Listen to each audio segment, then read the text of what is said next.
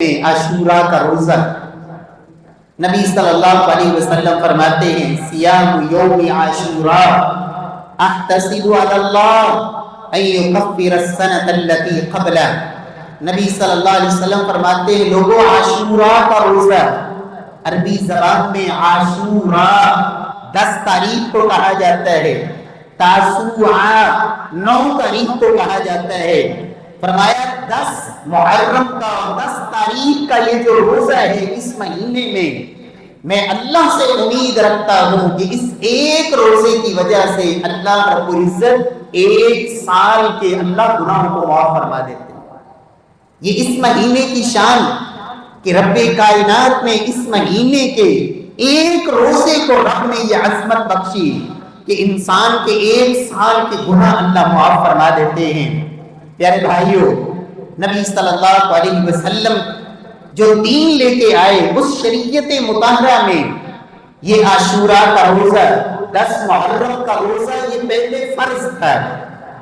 جب اللہ رب العزت نے رمضان کے روزے فرض فرمائے تو عاشورہ کے روزے کی فرضیت کو اللہ نے منسوخ کر دیا، ختم کر دیا، لیکن اس کی جو فضیلت تھی، اس کا جو اجر تھا، اس کا جو ثواب تھا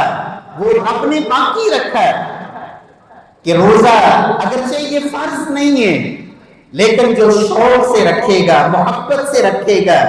اللہ کا مہینہ جانتے ہوئے اس دن کا روزہ رکھے گا، رب کائنات اس کے 1 سال کے اللہ گناہ معاف فرما دیں گے۔ اس روزے کی تاریخ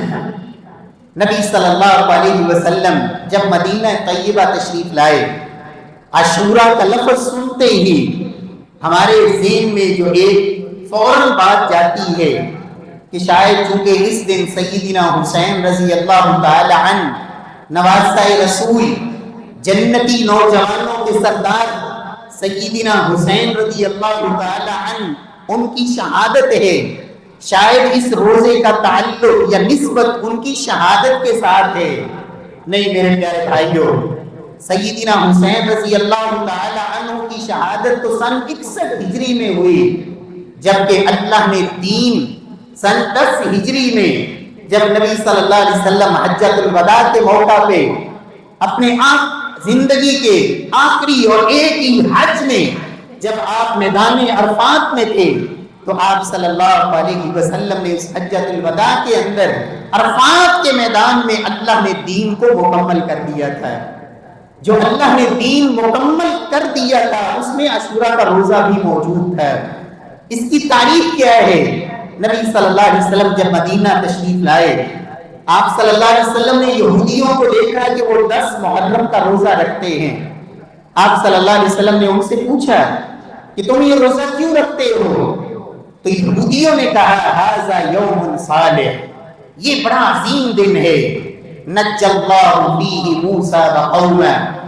اس دن میں اللہ رب العزت نے جناب موسیٰ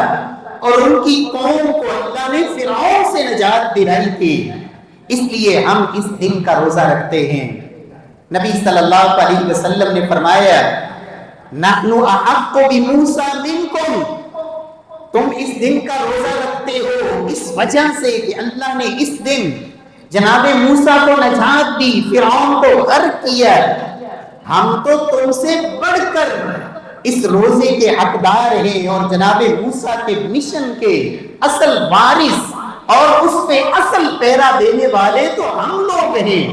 اس لیے اللہ کے نبی نے عاشورہ کا روزہ تو رکھا، لیکن چونکہ یہ روزہ یہودی بھی رکھتے تھے، آپ صلی اللہ علیہ وسلم نے فرمایا میری امت کے لوگوں تم نے روزہ رکھنا ہے لیکن یہودیوں کی مخالفت کرنی ہے۔ مخالفت کیسے؟ سیدنا عبداللہ بن عباس رضی اللہ تعالی عنہ فرماتے ہیں خالف الیہود صوموا العاشر والتاسع، لوگوں یہودیوں کی مخالفت کرو اور 9 اور 10 کا روزہ رکھو۔ اللہ کے نبی صلی اللہ علیہ وسلم نے 10 کا روزہ رکھا، 9 کے روزے کی آپ نے خواہش ظاہر کی، فرمایا لا ان بقیت الی قابل لأصومن التاسع، اگر میں اگلے سال تک زندہ رہا تو میں 9 کا روزہ رکھوں گا۔ نبی صلی اللہ علیہ وسلم نے یہ خواہش ظاہر کی، اس لیے کہ یہودی جو اس دن کی، اس دن کا روزہ رکھتے تھے کیونکہ اس دن جناب موسیٰ کو اللہ نے نجات دی. تو ان کی مخالفت ہو جائے کہ آپ 2 روزے رکھیں، 9 کا بھی رکھیں اور 10 کا بھی رکھیں.